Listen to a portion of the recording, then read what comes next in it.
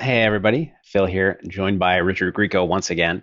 Today we're going to look at some three-bet pots, multi-way, where we were the three better. By we I mean Richard, and talk about the concepts that come up that apply in six max and may or may not show up in heads up. So without further ado, let's get going. Richard, thanks for being here. Sure, my pleasure. So first hand, we're in the big blind. We squeeze aces. So we're 150 big blinds deep with the opener. Are you not squeezing some aces other than ace ace ace seven rainbow? I think in theory, pretty much squeezing everything. In practice, I guess there are some ace ace seven deuce rainbows or something like the very lowest equity ones Yeah, that might want to flat. I think definitely all the ones with a nut suit are still three betting. sounds good. So through out of the flop, we flop nicely on a board that is certainly not bad for us. Kind of connects with everybody um, quite a bit. So I think I'll actually just right away throw it to you for your thoughts, Richard.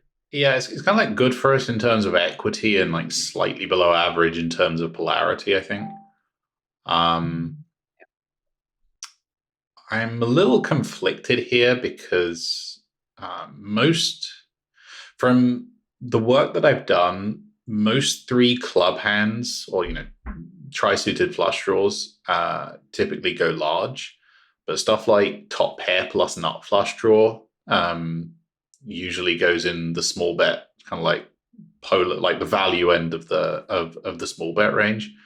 Mm. Um, and I think on this texture, I'm mainly sort of meant to bet, or at least I have a decent bit of small bet. So before I ramble too long, my suspicion is that I'm sort of meant to either mix or small bet, but it's really hard to hate either play. Yeah, yeah. I feel like I mean, I don't know.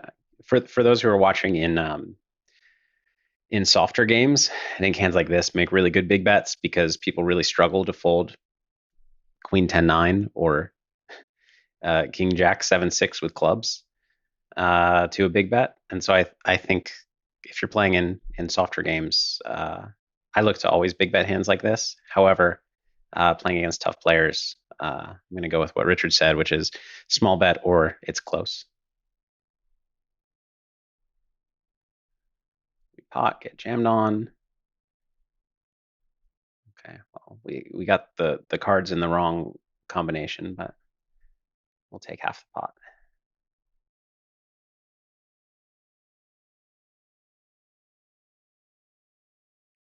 So we are 100 big blinds deeper. So these hands. So I know that from my bit of six max pre-flop studying in the post-solver era, um, I was a little bit surprised by how aggressive kind of high-ish pairs plus an ace are. They are generally very aggressive. Is this entirely standard, or does this seem cuspy at all? I think it could be cuspy in certain game conditions. Like for example, if the ranges of the other two guys were much tighter, Yeah. like under the gun, like full pot RFI from a good reg, and then like button, so like cut off flats or something. Because then I'm just like I'm putting in like I might block an ace, but I'm just putting in a bunch of money against a larger pair too often. I'm putting in Yeah. a bunch of money against aces quite a bit as well, even notwithstanding blocker effects. But here, when it's like small RFI from hijack, and then like button obviously is going to respond to a small sizing by broadening their calling range. I think now it becomes pretty standard. Cool. Thank you. Okay, another similar type of flop for us at a somewhat similar SPR.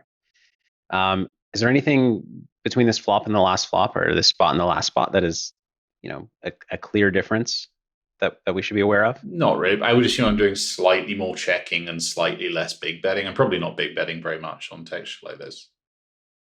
Is that specifically because of the king, or Yeah, because of but draws? if you, it's just it's like slightly heavier of a texture, and Typically, as the texture gets heavier, your interest in sizing up decreases because like it's just easier to run into King Jack plus basically.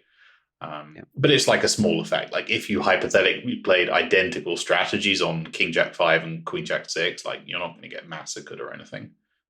Yeah, cool. So same things we said as we said last time, more or less. We small bet this one, get called by the button. And now hit the turn with SPR 1.5 or so. Do you have a small sizing on a board this dynamic? Probably not. I'm not sure if I sort of air quotes should, but I can't see that it like does all that much for me. Because the thing is, like, even if my small sizing includes board crushers, like there are board crushers where I can bet third pot with and give IP a lot of IP's range a profitable continue, both because of the equity it has and because of its ability to play rivers in position against me. So I think I'd rather just have pot and check the odd hand, kind of like this as a trap. Like I think my default would just always be to keep betting, but like just check the odd trap, but only have pot as a bet size seems like a simpler approach to execute, basically. Yeah, these are the checks that I just know from heads up that I think they end up being the least intuitive, or at least they were for me. But what happens if you make your trap, you want some traps when you check, otherwise you're check folding.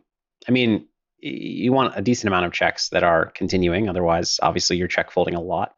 And if you make your traps just, let's say, top set, or just top set, or like King Jack with this hand, you don't have enough. There are a couple of things going on. One, you don't have enough of them, especially enough flush draws, such that you're incentivizing in position to just jam it in with a lot of flush draws, and you're not really punishing that because by the time you check shove, they're not actually losing that much in EV because they're often running into a non-flush draw hand like King King or King Jack, and yeah, they're getting money bad, but it's not as catastrophic, and it's not happening that often.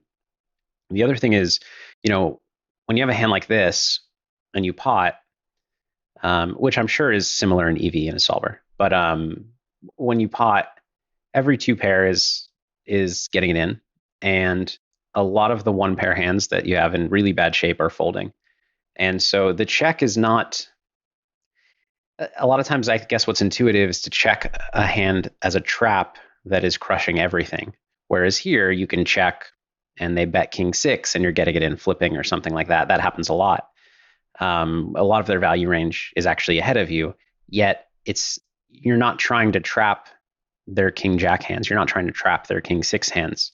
You're trying to trap their Queen Jack 9 with clubs. You're trying to trap their small bet bluffs that bet fold, yet have a straight draw or something like that. You're trying to trap, with different hand classes, you're trying to trap different hands. And here, or I guess here generally, like it's not as if when you bet King 6 is folding. So that's not really what the trap is about. And I think that was a big, I don't know, kind of aha moment for me when I realized I didn't need to have the best hand always when I decided to trap.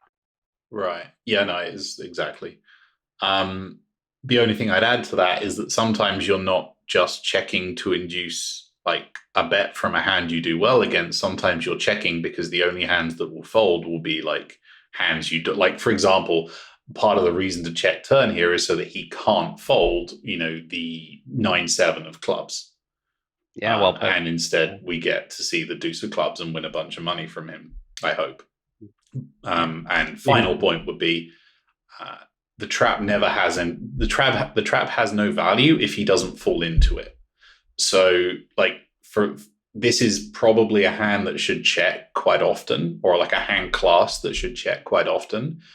But it should check in an environment where the in-position player is playing a reasonably aggressive strategy against check. If in-position just kind of like bets their good hands and takes free cards with the bottom of their flop peeling range, then you don't actually get anywhere close to as much benefit from the check as the solver is, and so the check doesn't have as much merit as it does solver versus solver. Yeah. Yeah, very well put. And actually, I think these turn spots in 3-bet pots are some of the most misplayed from a frequency perspective, at least compared to optimal. I think in like the bit of 6 max I played, which has not been much, I see a lot of players who are folding way too much after checking and who are betting far too infrequently against a check, which actually then makes the check fold a good thing. But makes the low betting frequency in position even worse. Yeah, no, yeah, you actually run into a fair few of those situations in well, poker in general, where like Yeah, both players are playing a bad strategy, but those two strategies have kind of reached a weird kind of preliminary equilibrium. Like they're winning about the same as much value from each other as like the solver will. They're just like giving it up here, but getting it back there, kind of thing. yeah. So you did go with bet, which again is close and presumably with, well, like I've said throughout this course, with the right like with the right tendencies, it can swing a play from a mix to the clearest bet in the world or the clearest check in the world. And it doesn't actually take much of a swing in tendencies to make that the case. Take it down. All right, ace, king, king, standard 3-bet. We get cold called once again. Terrible flop for our hand and range. Checking range on this board or not quite? Definitely with these stacks, I think probably checking range. Checking range is probably fine. It's certainly not impossible that there are hands that quite like betting, but it's again the thing where like it's the thing where if you're playing in a game where you want to build a strategy, then checking range is probably the easiest and captures a lot of the value. If you have the good fortune to be playing in games where you can kind of do what your hand wants, then I can certainly come up with a few hands that kind of like to put some money in the pot. I wonder if, I mean, I think it's got to be bad, but I'm really tempted in this spot to not let it, not necessarily with our hand, but in general, right? The situation where it gets checked to the button and they bet something small to medium, and we have the big blind behind us with deeper stacks, that's quite uncomfortable. And I wonder if a strategy where you're, I mean, I'm getting kind of out there, but like a strategy where you're betting 10% pot so that some percentage of the time you get to see the big blind fold, and therefore that's going to handcuff the button and give you more information when the button decides to raise. I wonder if you could cheaply do something like that to kind of clear up some of that, I don't know, stack and positional discomfort. Yeah, I mean, I think it's. I mean, there are two. It's kind of the thing that I think you've said a few times, where like at a fundamental level, the difference between checking and betting a super small amount is almost non-existent. So if you can capture a benefit from like betting the super small amount, then likely it will work quite well in the real world. And also, like if you've run, I mean, that this is one of the benefits of having direct access to tools such as Monka Solver, because you can run experiments like, okay, so my options are bet third pot or check. Like, let's see, okay, I check range. Okay, so why don't we like decrease the bet size and then see at what point I start to have a betting frequency? And normally what happens is that eventually you get one. Normally you go down to like, 18% pot. And you start to have like a few hands sneaking into a betting range or something. So it's definitely a valid idea. There's nothing that I can say is like wrong about betting 10% of the pot, betting min, or betting whatever here. Really, I mean, there's something I could say that's wrong about betting pot or something, but like within the Yeah, realms of small sizings, I think it's a fine idea to experiment with. yeah. Maybe the next course is going to be multi-way experiments. It'd be a fun idea, actually, just like Munker experiments. Yeah. Yeah, it would. All right, so we check, and actually the big blind bets, which I wasn't expecting a lot of, but obviously can happen. So I mean, button he cold folds. called, so I guess his cold call range does pretty well on this board. I mean, should it? I guess it can. Yeah. And a lot of people like he probably. I mean, it's a little bit different maybe against Min and the small three bet because he's only calling 7 big blinds as opposed to like 12. But the kind of hands, to the extent that he probably shouldn't have that many cold calls, the easiest cold calls for him to have are like the quote unquote gambling hands. The mid Yeah. connectors kind of thing. They flop a lot of equity on this board. Yeah. I mean, I guess I never, this is now, we're outside of theory. In practice, I never see anybody bet this size and then fold to 557. So I don't expect a lot of pure bluffs. I expect draws that could fold to us if we jammed, not that we're jamming this hand. And then hands that are not folding that are very good. I mean, I think our hand's just too weak despite having a gut shot. Yeah, I mean, we have the equity, but good luck realizing it out of position, even at SPR, not much.